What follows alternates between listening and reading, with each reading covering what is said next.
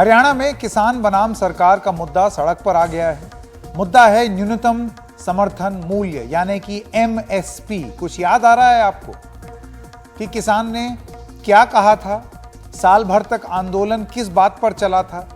जी हां, बिल्कुल वही चीज लेकर के फिर आंदोलन पर लौट गए हैं किसान। ये आप सुनते रहे होंगे पहले भी, जब दिल्ली के बॉर्डर पर किसान लंबे समय तक बैठे थे तब भी एमएसपी का मुद्दा ही उठा था। सरकार कहती है उसे किसानों की चिंता है और उन्हें फसल की अच्छी कीमत दी जा रही है, तो वहीं किसानों का कहना है कि एमएसपी तक नहीं मिलती है। आगे बताएंगे कि क्या न्यूनतम समर्थन मूल्य यानी कि एमएसपी क्या है और क्या दिक्कत है, और ये वाला मामला जिसको लेकर के किसान आंदोलन पर उतरे हैं वो क्या है। आपको आज की तस्वीरें दिखाते हैं।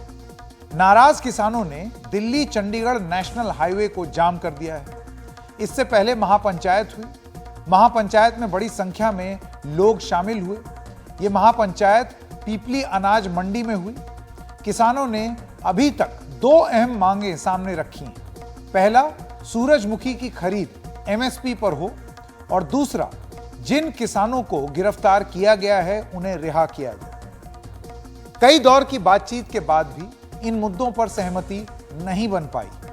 महापंचायत के लिए जुटे किसानों ने सरकार को 1 घंटे का अल्टीमेटम दिया था, लेकिन कोई रास्ता नहीं निकल सका। इस महापंचायत में पहलवान बजरंग पुनिया पहुंचे।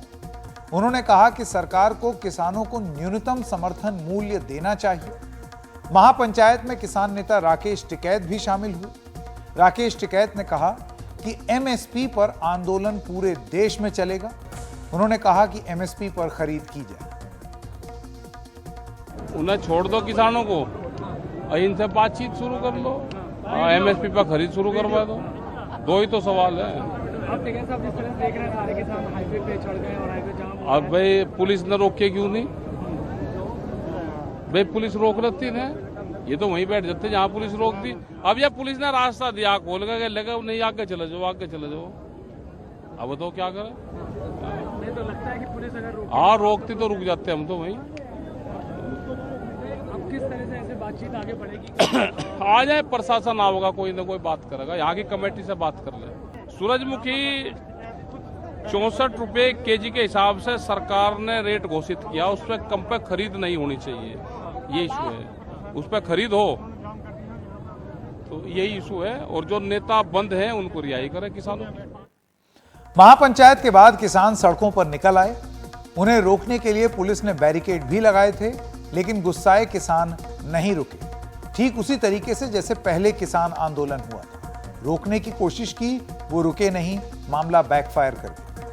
किसानों ने सरकार के खिलाफ नारेबाजी की और न्यूनतम समर्थन मूल्य देने की मांग की। आइए अब आपको बताते हैं कि आखिर एमएसपी क्या है और क्यों किसान चाहते हैं कि सूरजमुखी की फसल की खरीद एमएसपी पर हो, उस पर कम पर नहीं होनी चाहिए खरीद। न्यूनतम समर्थन मूल्य यानी कि एमएसपी वो मूल्य है जिसे सरकार फसलों के लिए तय करती है।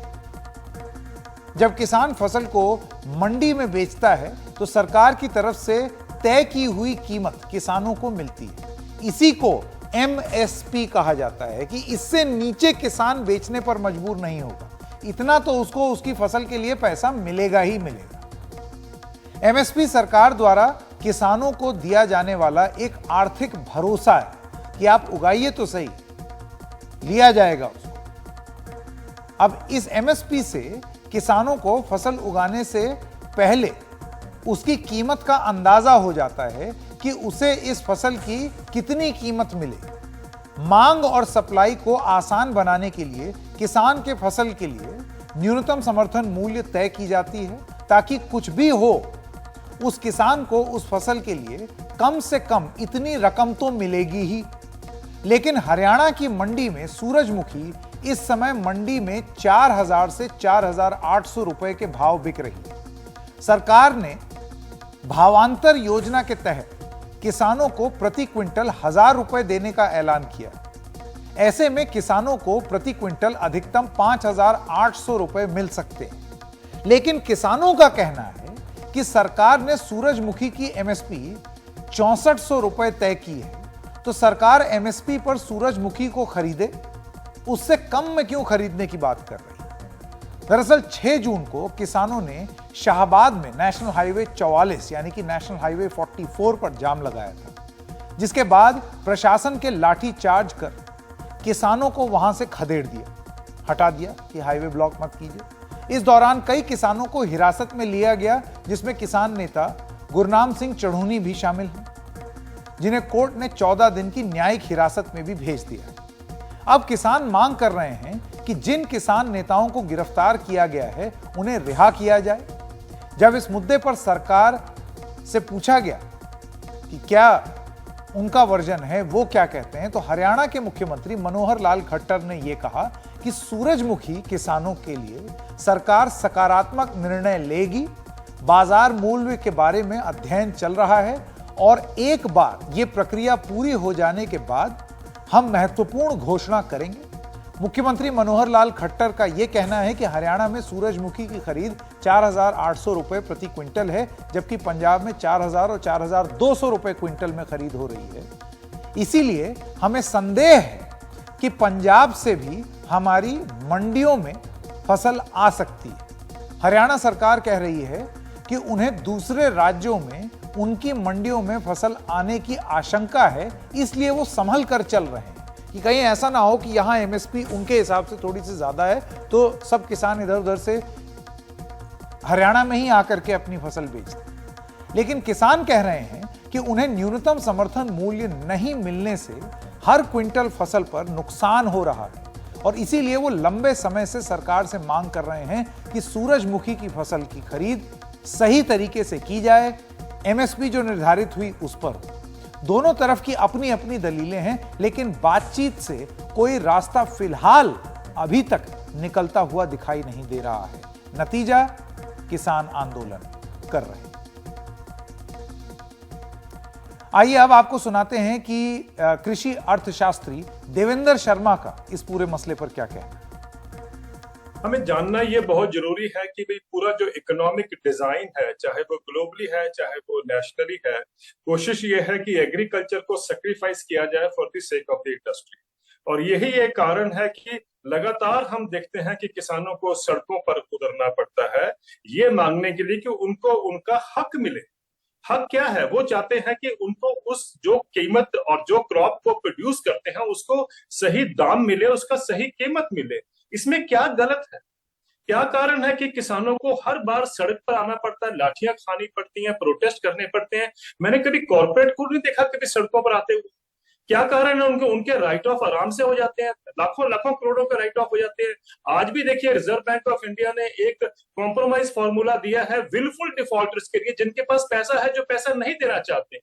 तो ये जो कवच बना हुआ है रिजर्व बैंक ऑफ इंडिया द्वारा जो क्रोनिक कैपिटलिज्म का, मुझे लगता है कि हमें जानना है कि हमें एक्चुअली में किसानों को एक ऐसा इकोनॉमिकली वायबल मॉडल देना है कि जो किसानों को उनका जो हक है, उन्होंने जो मेहनत की है, उन्होंने जो इतनी पीड़ा उठाई है, खेती प्रोड्यूस को ज्यादा अपना करना और लेके आना और फिर मार खाना, मुझे लगता है कि इस जंजाल से निकालना पड़ेगा किसान को और उनको एक लेजिटिमेट प्राइस अनाउंस करना पड़ेगा।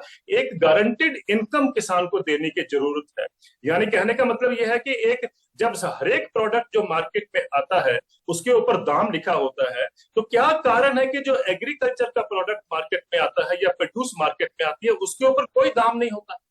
क्या कारण है? क्यों नहीं हम ये श्योर कर सकते कि किसान की प्रोड्यूस के भी ऊपर एक दाम लगा, और वो दाम तभी हो सकता है अगर हम मिनिमम सपोर्ट प्राइस को एक कानूनी अधिकार दें अक्रॉस द स्पेक्ट्रम सब फसलों के ऊपर, जिसमें सब्जियां भी इंक्लूडेड हों, फल भी इंक्लूडेड हों, और वो सब के सब जो है, जो असली जो कहते हैं ना किसान की आजादी तभी होगी जब हम फसलों का दाम उसको दे पाएंगे और वो गारंटेड हो, सारे देश में एक प्राइस हो। अभी किसान जो मांग रहे हैं वो सरकार जो दे रही है, दोनों में एक अंतर है। A2+FL का फॉर्मूला सरकार फॉलो करती है, यानी आउट ऑफ पॉकेट एक्सपेंसेस जो किसान देता है प्लस उसमें फैमिली लेबर मिलाकर आप उसके ऊपर 50% किसान को देते हैं। किसान ये मांग रहे हैं कि स्वामीनाथन कमीशन के हिसाब से कॉम्प्रिहेंसिव कॉस्ट प्लस 50%। जब हम कॉम्प्रिहेंसिव कॉस्ट प्लस 50% देखते हैं तो जो अभी धान का जो प्राइस अनाउंस किया गया है, और अगर जो किसान मांग रहे हैं या जो स्वामीनाथन कमीशन की रिकमेंडेशन थी उसके हिसाब से हम देखें तो किसान को 680 रुपए प्रति क्विंटल का नुकसान हो रहा है।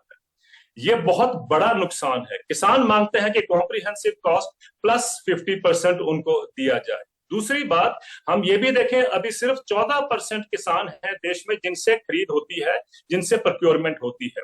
90% के आसपास या 86% टू बी एग्जैक्ट जो किसान है उनको वो दाम नहीं मिल पाता है जो एमएसपी निर्धारित किया जाता है।